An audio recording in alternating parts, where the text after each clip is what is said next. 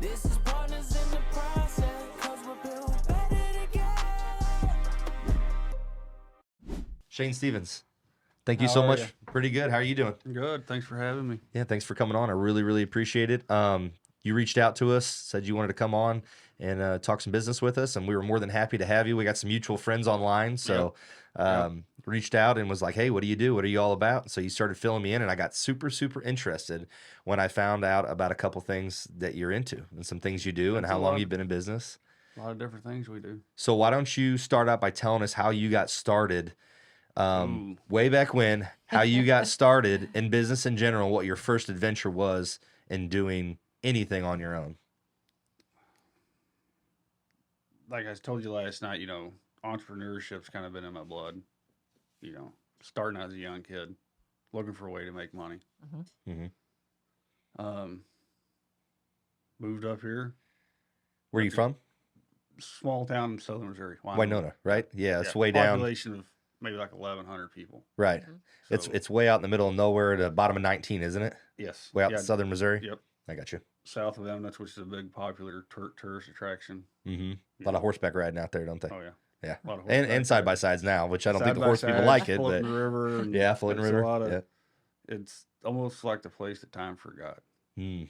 at some point. Yeah. You're right in the middle of the national forest. Yeah. You get bored of town, you just take off driving and go do something. They got hundreds of miles out there. Oh yeah. So I started just working for a huge company up in St. Louis County. Okay. Throwing numbers out Okay. for jobs. And those numbers finally started to stick. Was doing federal government jobs. I was a sub for a guy. Okay. So had a contract going in the Department of Navy, threatened litigation. Really? That's what really pushed me off the ledge. Had a contract going for what industry were you in doing that? The welding and fabrication side. So you've been in welding and fabrication for a very long time. Yeah, I started when I started welding in like 8th grade shop class. Gotcha.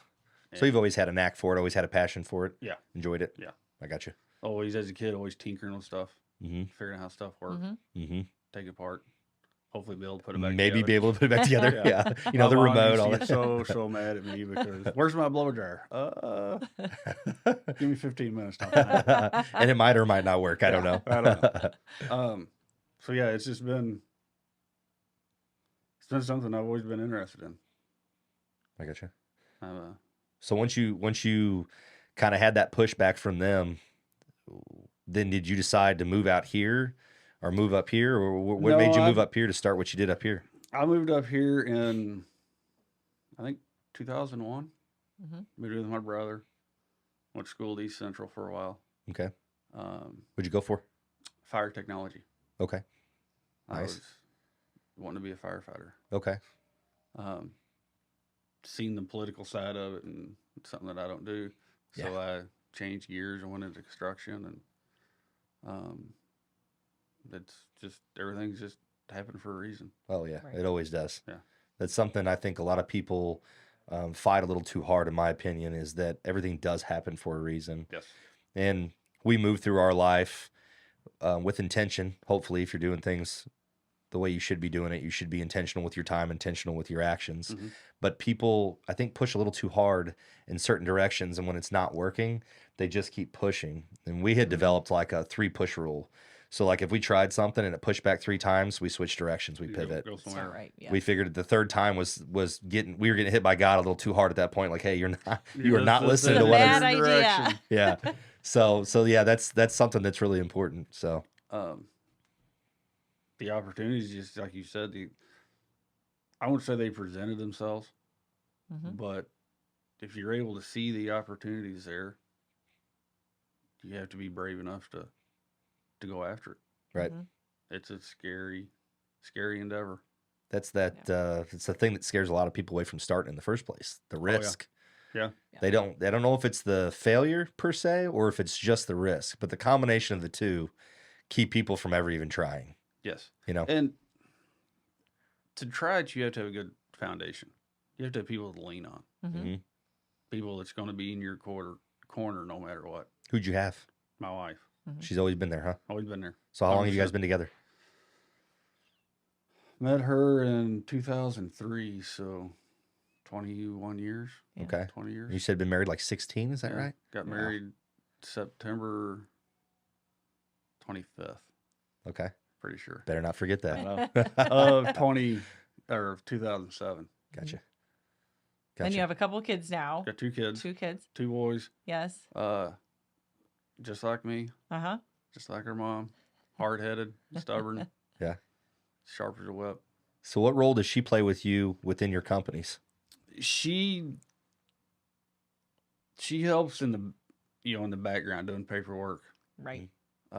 making sure bills are paid, Mm-hmm. making sure invoices are out, take care of the guys in the shop. She was a firefighter for Cedar Hill Fire Protection District for Really? over 20 years. Wow. Wow. Active firefighter? Active She wasn't on the firefighter. backside of that Wow. either? No, Oh, wow. she was full-time with Cedar Hill, Okay. firefighter EMT. So I was getting covered up in work. She was getting unhappy at work. Mm-hmm. Mm-hmm. I'm like, come home. Mhm. I can use you every day. Sure. And that's pretty impressive too, like with the business aspect of it, because I know sometimes like with Bobby, like in the beginning, he would kind of shelter me from the financial aspect of it Mhm. because he's like, I don't want you to see that. I don't want to put that kind of stress on you. You know, I'm going to carry that on my shoulders. Yep. And I was like, you know what though? I need to see the good, the bad, and the ugly. Yep. To know what Because yes, and to help you with that and to support you with that Mhm. because that's too much for one person to have on their shoulders. So the It fact is. that she could come in there and do some of the business aspect of it for you Yeah. had to take a little bit off of Oh, you. it takes a lot off of you. Yes. Just trying to keep paperwork straight. and, Right. Oh, I've got to do this. You know, she's great at organizing, Mhm. great at scheduling. So you do more of like the hands-on aspect of it then? I do hands-on, do the design, go out, you know, Mm-hmm. meet the customers. If there's an issue, they come to me. Sure. But it's just the small things. Mm-hmm. Mm-hmm. Hey, baby, you're running into town. Can you grab some, you know, we need bottled water for the guys out in the shop. Right. You know, Yes. let's feed them lunch this coming Wednesday. Let's, you know. The support side of it. It's funny how we spend, like what you were saying earlier, we spend so much time trying to shelter them Mhm. from all the hard parts of it. And in reality, that's what they want to do for us. You Yep. know what I mean? They're like, but I'm here to help you and prop you up when you're feeling that weight. Yep. You're trying to protect me and carry all that. Right. When in reality, I'm here to help prop you up while you're carrying it all. That's why I'm here. When I was on the ledge of, you know, what do I do? Do I quit my $100,000 a year job Mm-hmm. Mm-hmm. Yep. with all the benefits Right. and come home and go to work? She's like, what's the worst thing that can happen? We did the same thing because I'm like, you can try it. You If go it right doesn't back. work, She's like, you You just could have to go go. back. You just have to go ask somebody for a job. right. Like there's no one's ever looking for welders. Exactly. You know what I mean? She's like, you can do anything you set your mind to. Yeah. You know. Yep. Try it. Let's do it. Mm-hmm. Mm-hmm. Yep. What's the worst thing that happens? You fail, you either try again, or you go back to what you're doing, you reset. You know Right. what I mean? But nobody wants to do that. Nobody wants to fail. They don't want to have that on their record Nope. that they failed. You know what I mean? They're But afraid that the world's going to come to an end. They're going Mhm. to lose everything. yeah. But you know what? The world ain't going to come to an end, but you might lose everything. Yeah. It's a possibility. You have to go into it knowing that that is a possibility, but you have to also go into it knowing that you're not going to let it happen. And once you do it, you also put you still have pressure, but it's this pressure that you put on yourself. Mm-hmm. Yeah. You know, your boss isn't putting the pressure on you. Right. So, You're your hardest critic, to be honest with you. I Yeah, never had a true. boss push me as hard as I push myself. oh, yeah. I tell people the last time I took a real vacation was in Florida, Destin, Florida in 2012, and I got the phone call that I got my first contract working for myself. Yeah. Never that's the longest vacation I have taken since then. Yes. I don't get vacation days more than 2 or 3 days, and it has Yeah. to be over a weekend Yeah. when we're shut down half the Yeah. time. And with us being a home-based business, we have to get off the property. Yeah. And my Right. wife is always pushing. She's like, all right, we are going somewhere this weekend. Mm-hmm. We're going to load the boys up. She's like, I don't care if we go down to Cape Girardeau. Yeah. Or we go to Kansas City. Mm-hmm. I'm getting you out of here. Right. And little things like that mean so much. hmm Because if I didn't have her to push me like that, I'd be in my office on a Sunday afternoon, getting ready for Monday, Tuesday, Wednesday. Mm-hmm. You get into a mental headspace Mhm. that sometimes is hard to get out of. You're trapped in it, Yep. almost, you're kind of like caged You are. in your own head. And when you're in the quote unquote grind, that's all you see in front of you. You see this thing you're designing, which we're going to talk about here. You see the work that you have coming up or the job that you have to quote or bid or Mhm. design, and you don't see the kids Oh, or yeah. the soccer practice or basketball or dance or Yeah, there's a lot of sacrifices. a lot of sacrifices. Yeah. I've been out in my office 8, 9 o'clock at night. Mhm. My boys will come out and, when are you gonna be done, Dad? That automatically makes you feel an inch and a half tall. All right. I'm done. Let's go do something. I'll go come tuck you in, or But you're passionate about what you're doing, so I mean, you've got that level of commitment to it, and it's kind of hard to disconnect yourself from it, even for everybody. Which, to be honest with you, Michael Burt, his wife, and him, he's a pretty big coach in the industry, and he wrote a book called "Living with a Monster," Mhm. and that's kind of the basis behind it. Is that these entrepreneurs that are really embedded deep in what they do, they're just so enthralled in it that it's almost like living with a psychopath. You know Yeah. what I mean? They're just, there's times that it gets hectic, it gets crazy. Mm-hmm. And starting out, I always use the analogy of when you start something, it's like a newborn baby. Right. You have to be on top of everything 24/7. Mm-hmm. Then your child ages or your company ages. And then, the responsibility's still there, but they're able to A little more a independence. little more independent. They Yes. can kind of, you start figuring things out Mm-hmm. to where you can look at something and be like, oh yeah, that's simple. We can do that. Mm-hmm. Or when you start out, you've got all these failure thoughts in your mind that, oh, I don't want to miss anything. The what ifs. The what ifs. Yeah. The what ifs are going to be there no matter what. But Always. you just get more comfortable with it. Yeah. You got to retrain the way you think. Mm-hmm.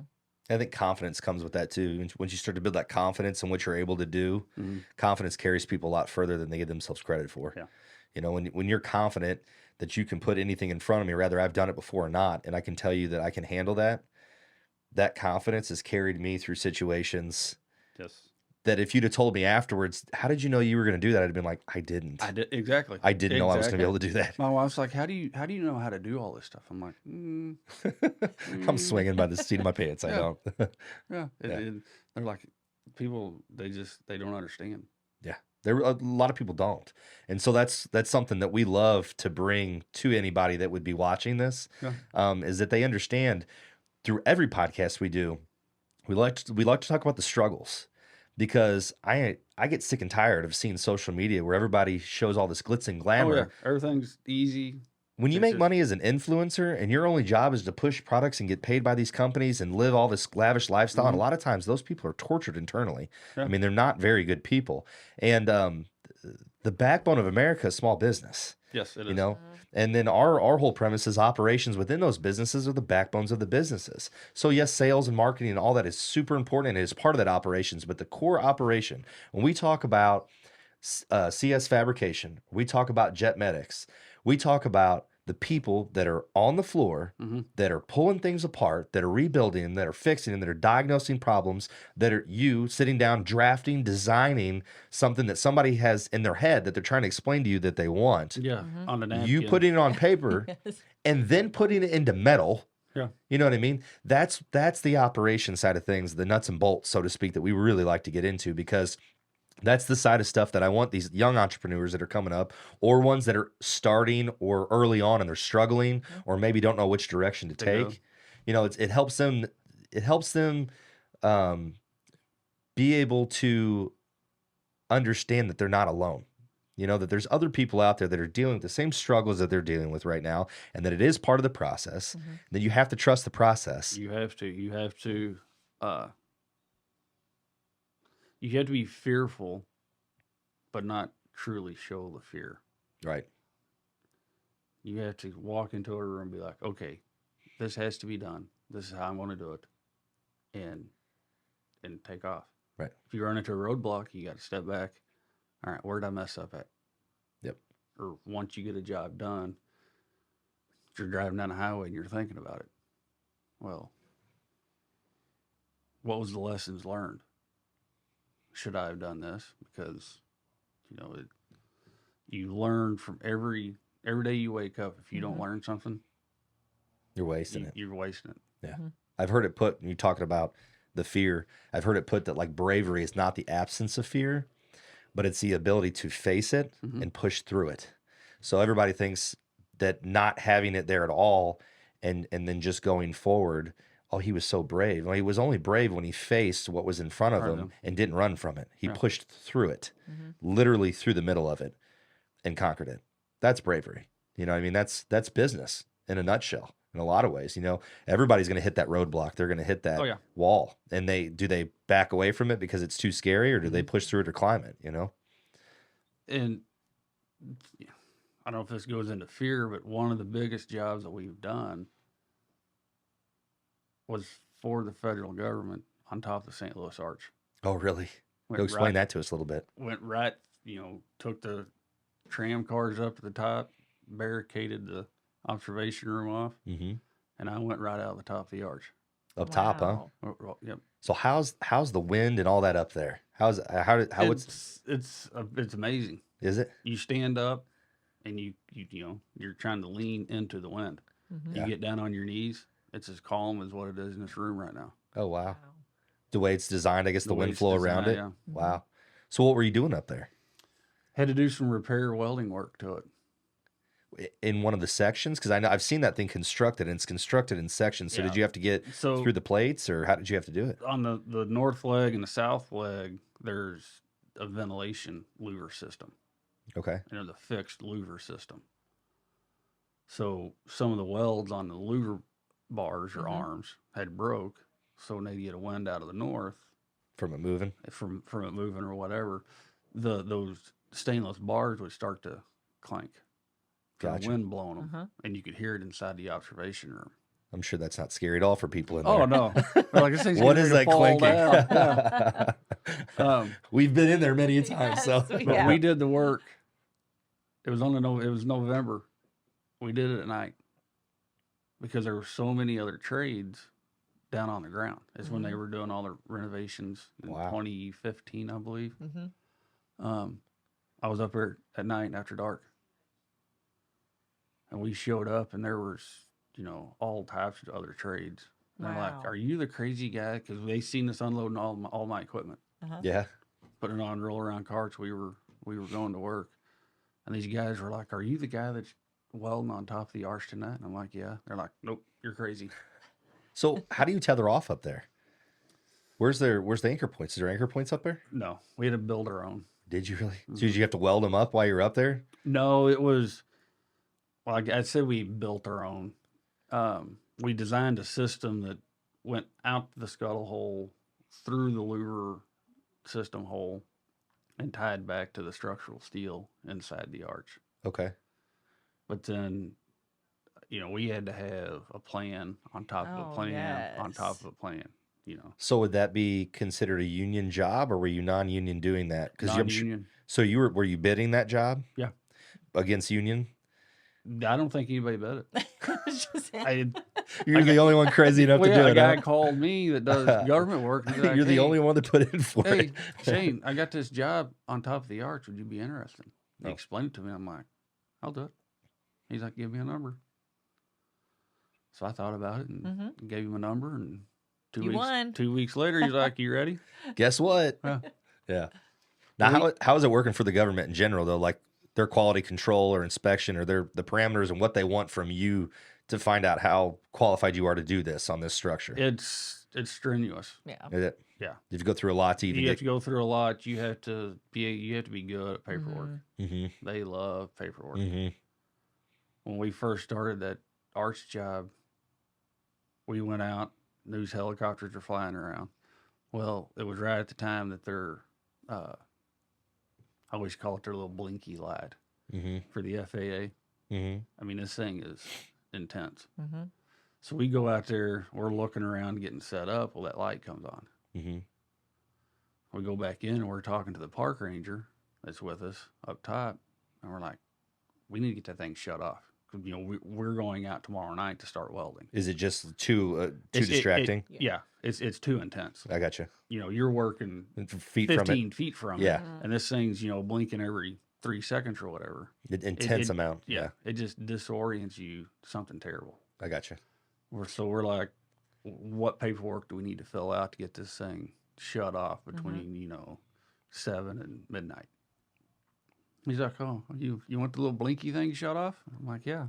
He's like, all right. He gets on his radio, calls the guy downstairs, and that guy just shuts it off. Oh shoot. We freak out. Yeah. Whoa, no, wait. There has to be a form. We have to get permission. Yeah, I would And that think. guy's like, we're federal government. FAA's federal government.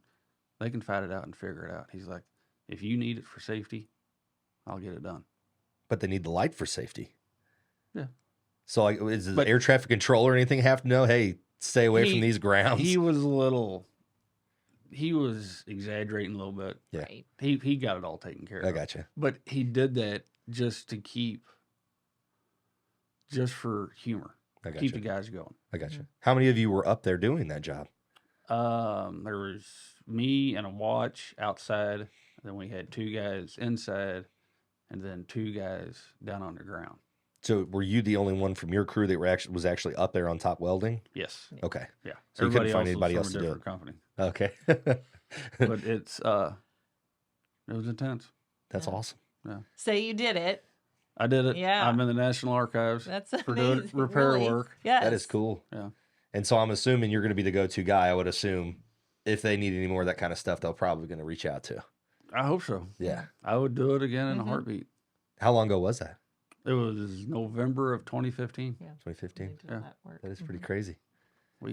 So, you know, rescue plan was, let's say something happened to me and they couldn't get me shoved back through the scuttle hole. Mm-hmm. They were going to hook a rescue line to my harness.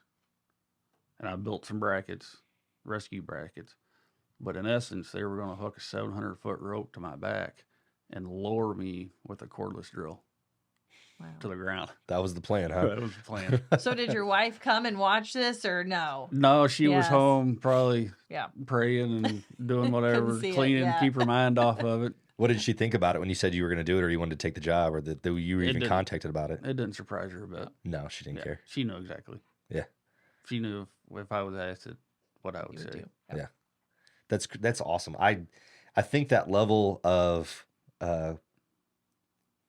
spousal support that people can receive, Yes. I don't think people, until somebody has it, they understand how strong that is. Oh no, it's Because I You look to have her to. for everything. Yeah. I mean, rather I'm convinced myself that I'm going to do it or not. Mhm. I absolutely take her opinion into consideration. Yeah. To do it or not. You know what I mean? But if I'm 100% for it and I reach out to her and she's like, I don't think you've looked It's at a all make or of this. break. Yeah. Yes, So absolutely. if she gives me the nod, you know, it's like the queen in 300. I'm kicking you in the hole. We're Yep. gone. But if not, you know, I mean, I really got to seriously reconsider which direction I was going in the first place with Right. everything, you know? and I'll bring up ideas to her. Excuse me. Bring up ideas to her, and she knows that I'm convinced in what I'm going to do. But she's very good at, helping me change my mind. Maybe redirecting. Redirect, Yes. little words that she'll use, Mm-hmm. and She's then like a worm that gets in there and yeah. Then I'm starts like, working that's on a you. good idea. I should ask you that 2 months That's ago. right. well, we had this We've last done weekend. that, yes. Last weekend, I was looking at something in a completely different way, and I had been for a while. And Yes. I brought it up to her. And I'm like, oh, I'm surprised you would do it that way. And he's like, What do you mean? why? Yeah. And so There's she no explained other her way to side do of things, and I said, okay. Repeat that. He'd say, Repeat repeat that. that. I need you to hear that. I need to hear that one more time. So I heard it again, and then she went on to go inside to do something, and I stay out in the car, and I kind of got my phone out, started messing with things, and thinking about it. And I'm like, she's right. Yeah. I had been looking at that completely wrong. Right. So, but that communication and having somebody who knows how to kind of push our brain a little bit that way, Yeah. because we are special by nature in that and way. talking about, having another person's view. Absolutely. A What- second set of eyes. Yeah. Yes. When I started, I was doing everything by myself. Mm-hmm. I'd sell the job. If I had to make prints, I would make the prints. I would be out in the shop doing the work, Mhm. delivering it, installing it, also while trying to sell more work. Mm-hmm. Finally got to a point where we hired our first person. Mm-hmm. Guy was great at what he did. Mm-hmm. Hired him as a fabricator. Yes. Okay. Welder fabricator.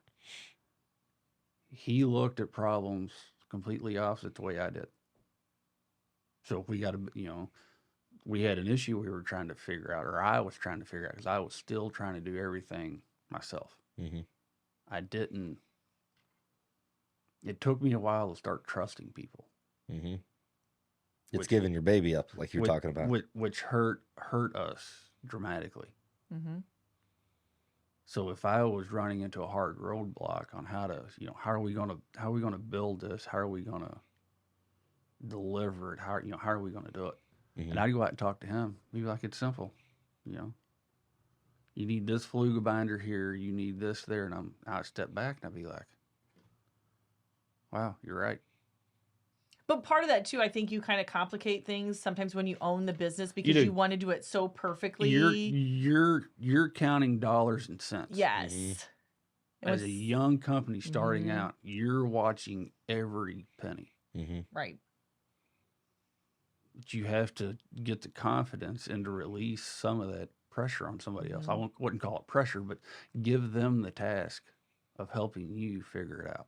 Absolutely. We push, and we've talked about this with some other people. We push that 80% rule. Mhm. If you can put somebody in charge who can do something 80% as good as you, it's 100% better than you having to do it 100%. Exactly. And there's so much truth in that. I'll beat that drum all the time because I've had to do that myself. I mean, as we grew, I couldn't wear 50 hats no more. No, you can't. You know what I mean? I could wear like 3 or 4 at best because once I got past that, I wasn't doing any of them very good. Sure. I've always been a big proponent of multitasking and being efficient in multitasking. Those 2 words don't even belong in the same sentence. No.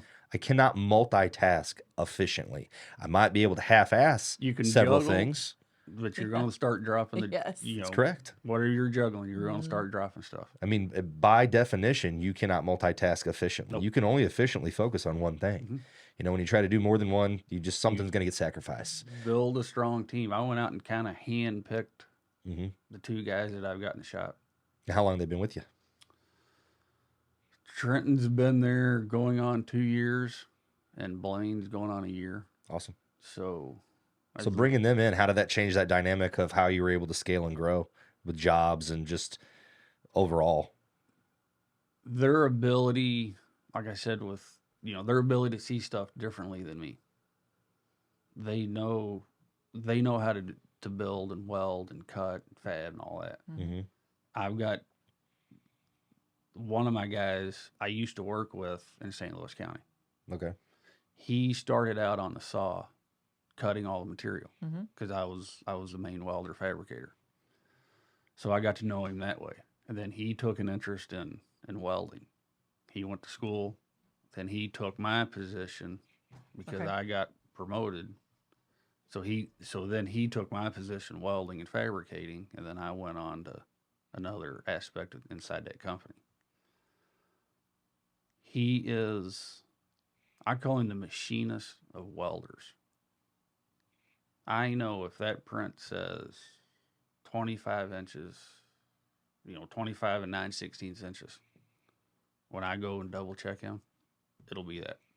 Because he got good on that cut with that saw. No, he just has that. He just looks at it that way. If it says Mm-hmm. if it says this dimension, he'll move heaven and earth to make it that dimension. It's weird how, like, I've seen in fab shops before Mhm. where close enough was good enough and we'll fill it in with a weld. Yes, But when not you're, him. no, it's not. That is not You him. have to be precise. Well, when you're And- talking about the yes. support being on that weld instead of the 2 pipes being like Yeah. when you're cutting pipe together, like say you're building a roll cage, Yeah. you know exactly what I'm talking about. The jigs and everything that are required to get those cuts perfect, so they cusp and the pressure is metal on metal, and then you're just stitching them together versus a gap and the weld is the where the pressure point's at. You roll that thing, it's not holding up, Right. it's snapping. I purposely give them tasks that are out of their comfort level. Mm-hmm. When you said, okay, that's close enough, do it. We do a bunch of stairs, Mm-hmm. commercial stairs Mm-hmm. that we build in the shop. We go out, and if there's an old set there, we take it down, put the new one up. Mm-hmm. There's so many there's the dynamics out in the field change. Right. Yeah. You go out and measure for 2 months and build it to exactly what you measure. Mm-hmm. It's not going to fit. Mm-hmm. You have to. So I guess there's jobs that it has to be absolutely perfect. Yeah. And then there's jobs, okay, that's close enough. We can fix it in the field. Given those conditions. Yes. Right. Yeah, sure. Um, Being able to adjust on the fly like that's really important too. and that's Because that would cripple some people. They'd be like, oh, Yeah. this doesn't fit. We and got that- out here. And that's what I'm doing to build these guys up is, Trenton. Well, no, the print says it has to be exactly 30 inches. Or it has to be exactly 89 degrees. No, on this job, we got to get them more comfortable in thinking outside the box. Your critical knowing, thinking. Knowing what they're working on Mm-hmm. and how critical Mm-hmm. the dimensions on the print are to real life. And that's just going through a host of scenarios, I would assume. They have to be put in every one of those and then left to their own devices to figure it out. Yes, and they've never been hit with those Mm-hmm. challenges. They've always worked in, how do I put it? They've always worked in an assembly line, basically. Mm-hmm. They're, all right, here's your steel. You weld it like this. You send it to the next person. Mm-hmm. Here, they're 100% hands-on. Mm-hmm. They get involved in the design. I'm putting pressure on them to help broaden their skill set. Help them grow. Well, you're teaching them so much. Yes. Yes, absolutely. And you have to do that. You have to find people that you can trust to do that with Mm-hmm. to get your company to the next level. See, that trust is important because Mhm. people think I can train anybody, but can I trust them after I've trained them? Yes. Can I send them into a situation that I know is kind of sensitive and that I've got a guy that I can send in anywhere and I know he'll do that business as well or better than me. My whole goal is to find people to do things better than I do them. Yeah. Like Yeah. I can put people together. I can orchestrate everything. I can manage it very, very well. But sometimes the people in each one of those positions are better at that position than me. And I'm fine with that. Yeah. Matter of fact, I seek it. I look for that.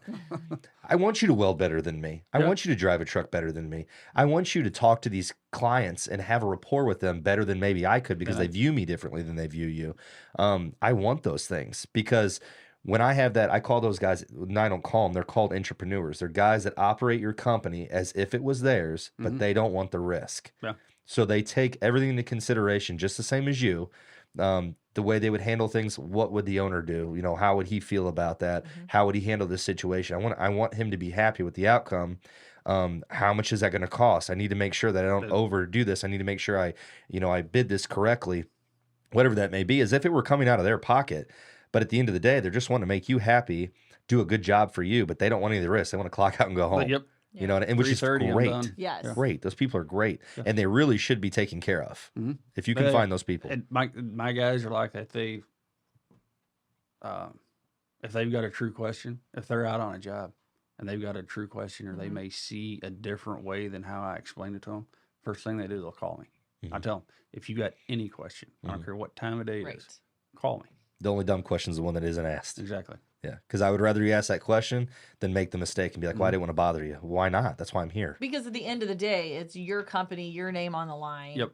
It's your responsibility. And if I send them Yeah. out to a job, I will see a problem way before they will. I'm trying to get them trained to the next level. Mhm. To where when they walk into a job, they're looking around and be like, okay, I see it. 'Cause they'll call me, well, what about this? I said, oh, took you long enough.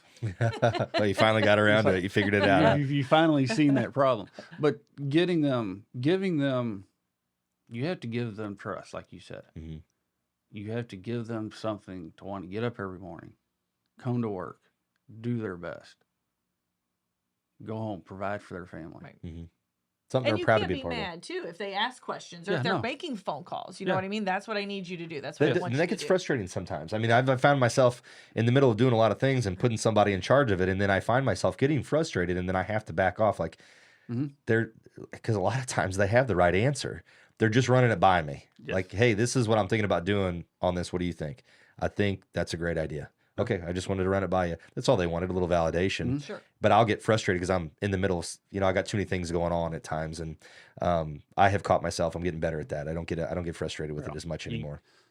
You have to check your temper at the door. Yes. You do. You have to leave that behind. You have to look at everything open minded, and realize that these are human beings that you're talking with and dealing with. Yeah. And that situations are complicated sometimes, and there is going to be some emotion associated with those. Mhm. But what we do with that emotion, how we you- decide, how you react to it. how you react, or how we allow it to dictate our Mhm. our actions. Our Mhm. emotions shouldn't dictate our actions. No. That's something that's really hard to teach people. It's something they can learn by watching you. It's something they can learn by example. I mean, they're around you enough, and you're doing things that way, and you're controlling yourself. Mhm. They'll start to mirror that. They'll start to copy those situations. They'll understand that this might be a high stress situation or a complicated issue that I have to fix, but a cool head's always going to navigate through that a lot easier than a hot one. Mhm. So Because we even get to where if there's a problem, sometimes Bobby will call me or I'll call him and we'll vent at each other. Yeah. So then we have to talk about it with our person. You're like, okay. yeah, we're I all see good it. then Yeah, because we're all we good. got the frustration out just in I just conversation need you between to the two of listen us. to me. Yeah, yeah. Which This is what's going goes on. back to having that support network Yeah. that's Oh, yeah. so important. You know what I mean? Me So- and Angie, we do the same thing. Mm-hmm. I walk in the office on days and I'm like, all right, me and you're going to lunch. Mm-hmm. She's like, okay. She gets up and we go to lunch. Yes. 30, 45 minutes later, we come back to work. Completely different mind Mhm. thought. It's necessary. You have to do it. It's good that you have that relationship, and we use that sometimes because we have 4 kids. And so sometimes that's when we can get away and actually talk about the business or what's going on that day without the kids around, because you don't always want them to hear everything that's going on either. Yeah. That's not You their know, and burden. if we have to make a serious decision or have a serious conversation about the business, Mhm. it's hard to do it with the guys in the shop. Mhm. Oh, absolutely. You don't want any So- ears around on that No. stuff. So, Yeah. using her, I shouldn't use that word. Having her there to know that whenever I say we need to go talk now, Mhm. she'll drop whatever. Mhm. Right. And She understands what that means. Yes. Yeah. She knows, she's been on both sides of it. Mhm. Like when I first started, I was trying to hide her from a bunch of the pressure that I was under. Right. That does not work. No. Mm-hmm. Cannot do that. No, and why would you not utilize that asset you have? They're an asset to us. Oh yeah. You know what I mean? That spouse, she wants to be there. She Mhm. wants to support me. Why am I holding her back from that? So like I started opening up a little bit at a time. I'd start giving little pieces out. And then it was like no big deal. And so then I'd hand a little bit more. And then it would be, and these were just like pieces of information that I knew were stressful that I was working through. I just didn't want her to stress about it because I knew I would stress about it. I'd get through it and everything would be fine. Mhm. And then all I ever wanted her to see was when everything was fine. Yeah. But I didn't want her to see the stress stuff. I was afraid I would show her the stress stuff and then she would crumble. And then I'd be like, well, but hold on. It'll get better. It always does. I But just didn't want to show you yes, that. but sometimes too, I could come and say, but this is how we can work through this really Yeah. quick too. This, And I'm Or taking be the like, hard way. Yes. Yeah. Same. So it's So then I realized I had this asset that I just wasn't utilizing. Yeah. Right. So then it got to where there's at times we actually on the other side of it where she's like, hey, I don't know if you're utilizing my time because I just have thrown all kinds of stuff at her. Mhm. And then she's like, we've got a lot on our plate now and I'm already doing all this. I'm like, okay, I'm sorry. It was like petty stuff, like stuff I could have went and done. But Yeah. I'm like, hey, go do this. Hey, go do. And she's like, yeah, I'm already doing all I'm of this already- now something too. that's going up. to take him like 40 minutes to do is going to take me 3 hours. hours to Yeah. do by the time I get the kids and my Yeah. schedule and all that stuff. So I'm like utilizing time. But is a she- big but deal. she's always there for me. Absolutely. And she doesn't want to tell me no. So it's Ever. after the fact we talk about it, like, hey, next time I'm like, I'm so sorry. I didn't really take that into consideration. But Right. it was fun to realize I had that asset there that I wasn't utilizing. Then when I started utilizing it, Yeah. yeah. Because it- too, when it's our company, it's both of us, just Mhm. like you and your wife. It's both of you. So I feel it just as much as you do, and I want to help you because Yeah. I want to make it the best it can be, and I'm sure she feels the same. Right. She's 50%. Yeah. Yeah. We restructured the company. Mm-hmm. I said, let's go to the accountant. You're 50%. Because when I first started, I was just a sole proprietor, I got you. LLC. Mhm. Just using my social security number. Mm-hmm. Now it's employees. We're an S corp. Everything changes. Everything changes. Yes. I'm like, let's go sign papers. Yeah. She's like, well, I don't know. I'm like, be fine. I said, you help me more than what you know. Mm-hmm. You deserve 50% of this, no matter what happens. Right. I trust you wholeheartedly. Right. I mean, the way I looked at it is you're going to get 50% anyway. Yeah. So you might as well be a part of it legally. I do have your best interest in heart. Yeah. Well, and it's just, it is difficult as we're growing. You grow as a couple. And then when you throw kids in the mix, you know, that changes the whole dynamic of the work life balance, so to speak, that doesn't exist. It's not a balance. It's how much weight you can hold on one side without tipping the other side. Yep. You know, balance would tend to mean that it's equal on both sides. It's not equal on both sides. That you spend many years unbalanced and then never find a full balance. But what we like to talk to people about and what we see a lot is that tends to drive couples apart. The business and adding family into that, the pressure between those two, it wedges them apart. And so where they could utilize each other to strengthen the business and their bond and everything, they use it, it becomes this wedge that drives them apart. And I'm like, you're looking at it wrong. You know, and a lot of that boils down to communication. They're not communicating properly with each other. They're not being adults. We kind of resort back to a childish nature when we get in arguments. We fight to win instead of fighting to resolve the issue. I don't mind to have a fight, but it better not be personally attacking each other, and it better be for a resolution to whatever we're talking about. Yeah. Right. Okay. And then at the end of it, we both understand that was what that was about. It wasn't that I needed to personally attack you because I felt personally attacked. Check your emotions at the door. When me and Angie first met, we agreed we never go to sleep mad at each other. Right. I don't care if we stay up all night. If we're upset with each other, we're gonna stay up and figure it out. Right. We Or not. you're going to give in. So we. Yeah. So I can go to bed. But you have to have that mindset, because the last thing I want to do is upset her, Right. you know, personally. Right. Business wise, you know. Business is business. Exactly. That puts more weight on you. Having that would, like, I could go to bed like that, wake up, and it has in the past, and wake up with more pressure on me from knowing that was going on than anything I had that was upside down the business that day. And then it just amplifies the issues. Yeah. You know, the way I look at life is friends are friends, family's family, and business is business. You have to be able to separate those three when that time comes. Right. You know, if we're out in the office and we're working on a problem and 5 o'clock comes around and it's time to quit for the day, all right, that problem stays in there. It's a difficult one because the fact of the matter is your personal and your business life bleed together. Oh, yeah. And so we separate them. But what's going on in our personal life affects our business life. And what's going on in our business affects our personal life. So when you have that strong bond between you, she's the other side of my personal life. She's the biggest portion, her and my kids, you know? So if they're going to bleed together, which they're going to, I have to figure out a way to standardize To be able to separate the best you can. Right. the best you can. So even the tempting of separating them is a step in the right direction. You know what I mean? Because they're still going to affect each other in some way. Yes. But knowing you're conscious of that and knowing that you're going to try to separate those two on some level is going to bring a lot better structure and solid foundation to your life, period. You know, because let's say you build this huge, you know, huge business, huge company. You have nobody to enjoy it with. Right. You have to keep family close. Yeah. You have to keep them happy. Because if you build all this and you have nobody to enjoy with, what was it worth? You're going to be awful lonely at the top. I think it was Mr. Munger. Was it that just passed away? Was that Berkshire Hathaway? I think he was part owner of that. Okay. Multi-millionaire, maybe billionaire. I'm not sure. Tons of money anyway. And on his deathbed, I don't think any of it mattered. Nope. You know what I mean? It was who was there with me. Yeah. You know what I mean? Who did I get to enjoy this with? Did I have grandkids? Did I have...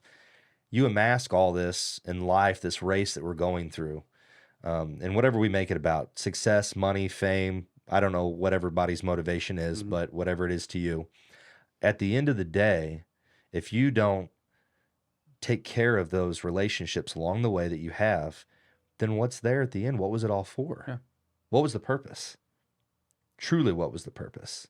Why did I do all this? Did I just do it for myself? Yeah. Or You know, say I'm doing it for you kids. Right. Well, they didn't ask me to do this. They didn't ask me to put them through this. No. I brought them into this world. Were you selfish enough to push everybody away that truly cared for you? So that was easy to do. That was easy to push in one direction. And I found alone you can do it fast, but together you can go far. Yeah. So you start to pull, and then I look back and I realize, because we've taken journeys where she's like, well, I want to go. And I'm like, Here we go. we go. You know Get what I in. mean? So I'm pulling you with me. We're And then done. she starts picking up the pace. You know what I mean? Now she's right there with me. But I almost felt as if I were going to just move and she didn't want to come. But then you I didn't ne- ask I didn't ask. necessarily. You know, Didn't have that You to conversation. ask. That's the male side of it. It is. It was an Yeah. assumption. It was an assumption that I was going to do this and she wasn't going to want it. I do think in some people's relationships that happens. Yeah. I do think the one wants something more, and the other one is like, hey, this I've seen it. I've seen it pretty recently actually, where the one didn't understand what the other was doing, and then they just assumed it was selfish and kind of douchebaggery, and like they were just personified as something that they really weren't in life, when really they were saying, no, I was. It's just not something you're used to or comfortable with, and I moved very fast, Mm-hmm. and you didn't come with me. You looked at me in a negative way, maybe the same way we used to look at people that I became, like I became. Yeah. But now that I'm there and I'm looking back, I realize what these people are seeing. It's not that they think they're any better. It's just that they think there was more out there for me. I was destined for more. I could do more. And these people just don't have the mindset yet to understand that's there for them too, if they would just reach for it. Yeah. But then when you have people in your life that'll go with you and push with you, it's like the difference between having a 4-cylinder and a 12. I Yeah. mean, you're just gone. You know what I You're sh- mean? You're shooting for the 10-yard line. If you got somebody behind you, you're gonna be to 50. Yeah, no problem. You're gonna be in the end zone. But understanding that and utilizing it, two totally different things. Like you said, I think it's the male side of things, and it's the monster in us. Yeah. It's that drive that we have internally on our own path, singularly focused, and then sometimes we're destroying things around us without realizing it. You are, and I've spent many of hours when I first started in my in my office in the house. Mm-hmm. Kids were running around being noisy, being kids. I wasn't out there enjoying them. Yeah. I had blinders on and I had tunnel vision. All right, I am getting this job. I am taking this family. We're going to be making so much money. Mhm. It's And the kids, It's- they don't care. they don't care. They had you no don't want idea. them to always remember that you were just working. You were just Yeah. working. You were just working. They want to remember you were there. Yeah. You were present. You were with me. You know, we took these trips or we Mhm. did whatever together, So- but Dad was there. My foundation, Angie, she, right now we've already got a float trip planned for this summer that we've been doing for 5 or 6 years. We take 3 or 4 days off. Mhm. We disappear. We go down on the 11-point river. Kids love it. We camp, take a bunch of people with us. The great part is cell phones do not Don't work. work. Yes. Yep. And that's what they'll remember. That's Yeah. what the kids will remember. So do you want to get into what we Yes. got going on here? So you have a little bit of a claim to fame, don't you? You I have guess. designed Well, a specialized tool in one of your companies, Jetmedics. Is that correct? Jetmedic tool. Jetmedic Yes. tool. So tell us this fancy little tool here. I kind of watched the YouTube videos, Yes, we did. and what's amazing to me, and just to give you a little backstory, is I cannot tell you how many times I've been on the river with buddies that have dropped their stinking sockets in the water Or their that- screwdriver. that or they their use to clean screwdriver, out their intake grate. because they jump in the water with 5 tools in their hands. There's nowhere to set anything. You set it up on the motor, it slips off. This thing here's got a lanyard, and it's got every different aspect on one tool to take every nut and bolt, pry every rock out. So explain this thing. I can't take full credit for the design. Years ago, a good buddy of mine that I'm partners with in this company, he did the original design, and he brought it out to my shop, and he was scared to show it to me. Right. He thought I was going to take off with it and just disappear. He showed it to me, explained how it worked, and was wanting my opinion of it. Mm-hmm. I said it'll sell. Especially in our area. Yeah. He said, "Well, you think it'll sell?" I'm like, "Oh yeah." I said, "With the right marketing and everything, it'll sell." So then, it literally got thrown in the top of one of my toolboxes, and we finished the project that he was there. I was helping him with, and it got buried Okay. with stuff.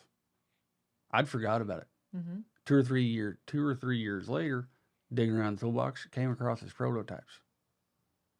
And by this time, my mindset had changed from being an employee to, all right, this is what I want to do. I'm going to chase down every dollar that I can. Uh-huh. So I That looked business at, mind. Yeah, I went from clocking in and clocking out every day to the businessman that we're working on now. Mhm. But I seen it, remembered it. I instantly called him. I said, "Okay, we're doing it." He's like, "Doing what?" What are we talking He about? was I said, scared to show it in the first place, and now we forgot about it. Well, it was like 3 years, 2 or 3 years later, and there was no context when I called him. Uh-huh. He picked up the phone and was like, "I'm either doing it by myself or I'm doing it with you." "What are you talking about?" He said. I said, "That wrench." "What wrench?" I said, "That jet boat wrench that you brought out here 2 or 3 years ago."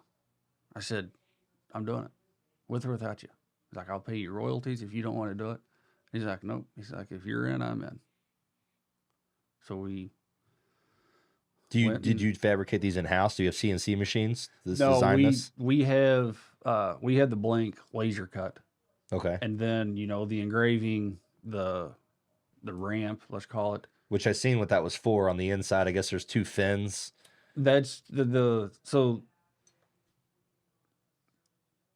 so on an outboard jet motor, you've got the intake where all the water comes up. It goes through the volute, gets pressurized with centrifugal force, and shot out the nozzle. So guys these boats run in 2 inches of water. So if they take up debris, river debris, rocks, sticks, leaves, whatever, this tool cleans out that intake with this pin and the hook.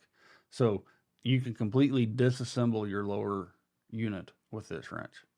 So this ramp that you're asking about, that unlocks. There's a lock washer, let's call it, or a retainer washer around the impeller nut that opens those It pops tabs it up. off. It Okay. opens the tabs up. Gotcha. So you can use this bigger hex opening to remove your impeller. Gotcha. To take the big bolt off to pull the impeller off. Yep. And then was the small one on the other side to take the bolts off for the grate on the outside? For the intake For chute. the intake chute? Okay. That the grate's in. And then what I thought was really cool, this is what I was talking about a second ago, actually. That little lip right there, I guess there was these fins that would get bent over, and that was specially designed for straightening those fins back out. Well, not truly straighten, because They're already at an angle? They're already at an angle. Okay. It's like having your car lined. Mhm. If you're driving down the road and it's pulling to the right, Okay. you go have your car lined.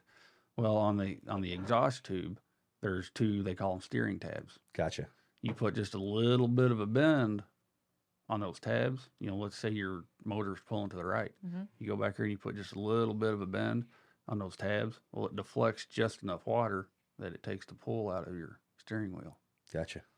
That's So pretty cool. In essence, it's like, a line, doing a front end alignment on your car. And then the main big part of it, this is like a cantilever. It sticks in the grates, and then you can dig the rocks, and pry the rocks out. Yeah.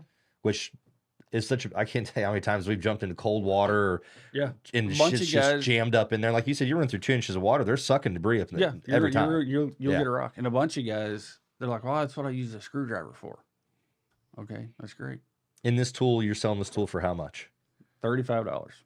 And I mean, you can buy a screwdriver for $35. Don't work nearly as well as this. So do you do a lot to the public, or do you guys do distributors and stuff? Both. Do both? We have 2 dealers in Canada. We've got dealers in Missouri. We have a dealer up in Alaska. Okay. Who knew jet boats were that popular up north? Yeah, it's I didn't realize that. phenomenal. Yeah. Oh, They're Alaska, Canada. They're everywhere. I would have thought the Midwest and stuff, like the river running around here, like people running Burbis, like just in the Midwest, I would have thought that would have been huge for stuff around Well, here. up in, say, Canada, you're going to, the motor size isn't as large as like what we've got down here. Okay. So, say that they'll have a 25 horse tiller on a rubber boat. That's so they could portage between 2 bodies of water if they're out hunting elk, moose, bear, whatever. So every area has its own demographics of what boat, what motor size. But the outboard jets are they're coming on strong. We sent a bunch of these down to New Zealand. No joke. Yeah. Down in New Zealand, huh? So they're just Yeah. trying them out there to see how they like them, huh? Well, the outboard jets are getting popular in Australia and New Zealand now. Yeah, I mean it's a up here, you talk everything from gator boats to those shore runners. I mean, everybody runs that down here. And like you said, running through 2 inches of water is not uncommon. No. The river's always changing. This is designed for an outboard jet. Is it always like, is all this universal? Like an outboard jet's always going to have this bolt for the impeller? That wrench is for a large pump. For a they large got, pump. like large, medium, and small. Okay. So if you have a large pump, then these coincide with each other. Do you have 3 different size wrenches? Yes. Okay. So you have one for every one of them. Yes. Yeah, we got a large, a medium wrench we call it, but that works on both medium and smalls. Mm-hmm. And then in Mercury's infinite wisdom, there's one motor out there that has metric hardware on it. Mm. And it's just to hold the intake shoe on. So we also have a metric wrench. Gotcha. It's awesome. That It's is really awesome. neat. And who knew there was a need for something like that? And just a guy brought you design, lost it in your box, and 3 years later, you're like, hey, we're going to do this. Yep. Let's do it. Let's give it a shot. And so when was the birth of this? How long ago was that?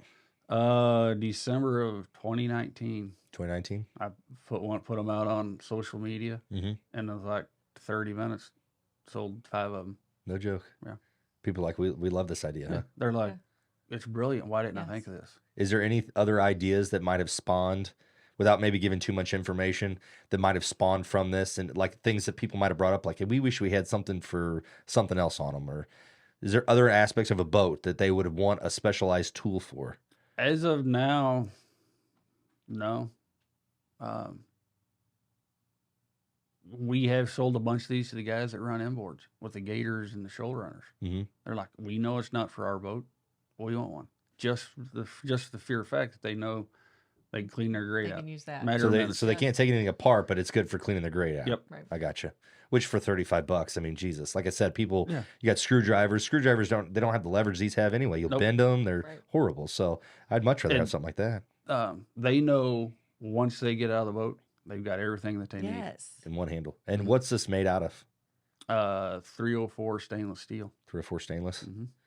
So did you say you built these on your own CNC machines, or do you have these We outsourced? we have the blank laser cut, Okay. and then everything else we do in house. Okay. So they send you just the outside, and then you cut all the bevel, you cut all these out. you Well, do no, all that. the hexes, basically the whole shape of the wrench is there. We put the ramp in, engrave it, Gotcha. finish it, pin it, lanyard it, Gotcha.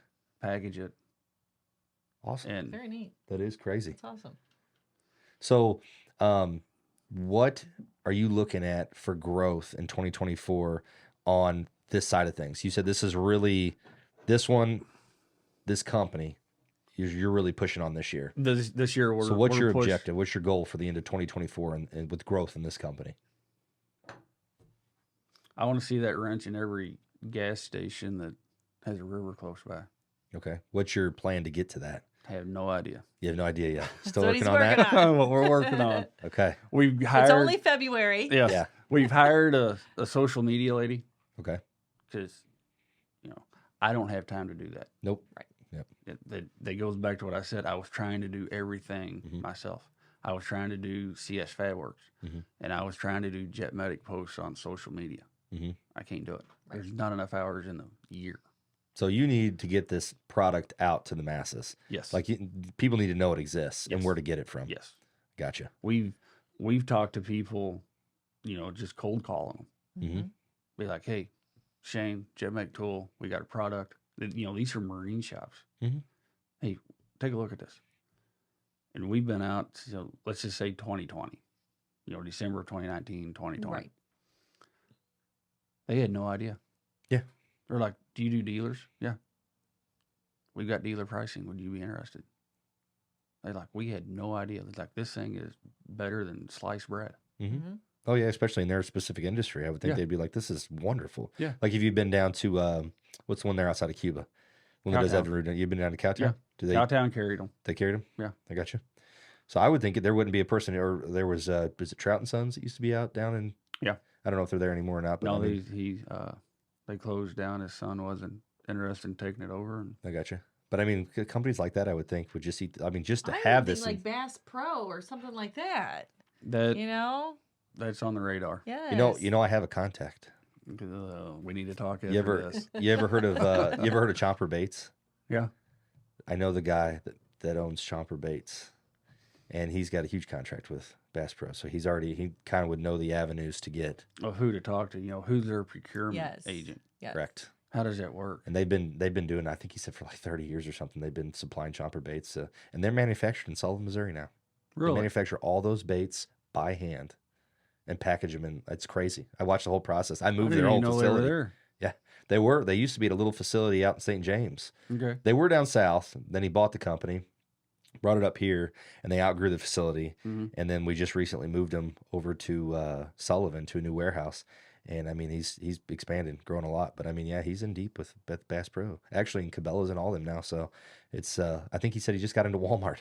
So I mean, it'd be a good connection. I'd like to connect you guys just to see if there's something that. Yeah, because my business partner Ben, he's like, we need Bass Pro. We want Bass Pro. And I'm like, well, do we want Bass Pro to beat us down on the price? They will. They probably will, but it's volume. Yes.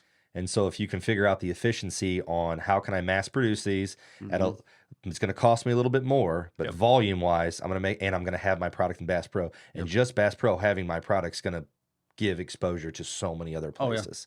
So that's the sacrifice that you make to lose a little bit of that margin, but it would be a game changer move.